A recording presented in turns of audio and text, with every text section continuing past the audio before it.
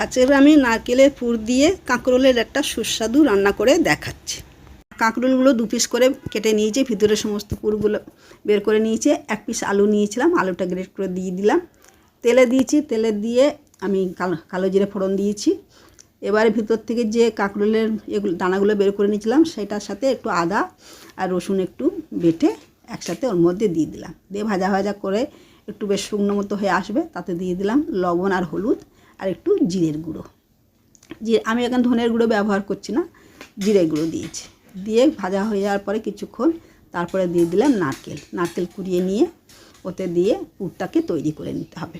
পুরটাকে তৈরি করে নিয়ে বেশ শুকনো শুকনো হয়েছে, বেশ সুন্দর গন্ধ বের হয়েছে। এবারে পুরটাকে নিয়ে নিলাম। এবার আমি যে কাঁকরোলগুলো বানিয়েছি সেই কাঁকরোলগুলোর মধ্যে পুরগুলো ভরে আর আমি বেসন আর একটু চালের গুঁড়ি আর একটু জোয়ান লবণ দিয়ে এটা করেছি, তার মধ্যে ডুবিয়ে আর ডিম ভেঙে নিয়েছিলাম, ডিমের সাথে লাগিয়ে এবারে এমনি করে কড়াইতে তেল দিয়ে আর মুখটা আটকে গেল এইভাবে ভেবে পরপর ভাজা করে নিতে হবে। তেল দিয়ে দিলাম, তেল দিয়ে এবারে রান্নাটাকে তৈরি করছি।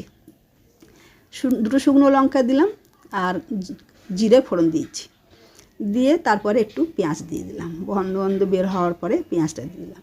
পেঁয়াজটা দিয়ে আস্তে আস্তে করে নাড়াচাড়া করে একটু ধিমে আঁচ করে দিতে হবে। দিয়ে নাড়াচাড়া করে লাল লাল হয়ে যাওয়ার পরে টমেটো দিয়ে দিলাম।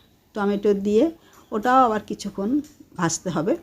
তারপরে জিরের গুঁড়ো দিয়ে ভাজা গন্ধ মতো বের হয়ে যাওয়ার পরে একটু লবণ একটু হলুদ এবারে দিয়ে ওটাও আবার কিছুক্ষণ ধরে ভাজতে হবে।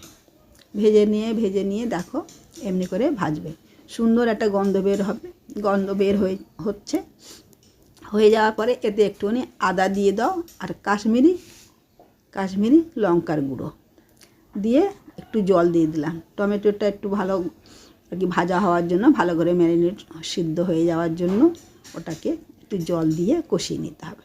জল দিয়ে কষিয়ে নিও 5-7 মিনিট। কষিয়ে নেওয়ার পরে দিয়ে দিলাম জল।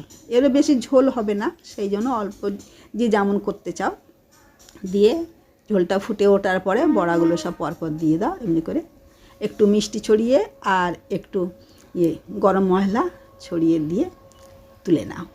দারুণ লাগবে খেতে, গরম ভাতে গরম রুটি পরোটা যাতেই খেতে চাও খুবই সুন্দর লাগবে। তোমরাও ট্রাই করে দেখো, কেমন লাগলো আমাকে জানিও। এখন তাহলে আসি, পরে আবার কথা হবে।